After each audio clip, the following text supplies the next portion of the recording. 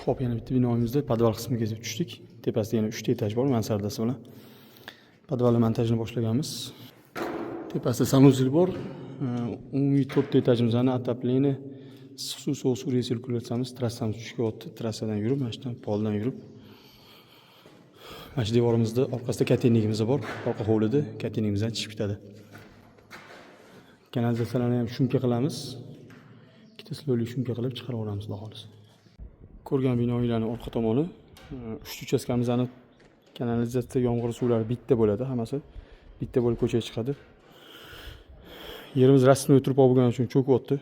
Shuning uchun konsolda qotirganmiz mana. Keyin betonlab yaxshilab degan ikkilisini to'ldirib qotiramiz. Ham uchastkamizdan keyingi uchastkaga o'tishimizda reviziya tashib ketamiz. Mana shu lyukimiz bo'ladi. Mabodo to'lib qolsa avariyli holatlarda mana shu yerdan ochib tozalanadi. Bittasi kanalizatsiya, bittasi yomg'ir suvlari uchun.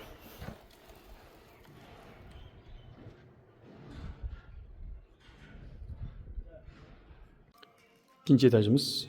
Hamma xonani to'plab bo'lib, alohida kontur bo'lib, politaga kiryapti-da, mana shu trassamizdan koridordan kirib, sanuzelimizda installyatsiyaning tepasiga yig'ib o'rganmiz. Markirovka qilib tayyor qilib qo'yganmiz, xudo xolisa. Mansardadan trassalarimiz tushib ketyapti. Trubalarimiz ko'p bo'lgani uchun skobaga qotirish iloji yo'q. Kompozit darojniy setkadan foydalanganmiz.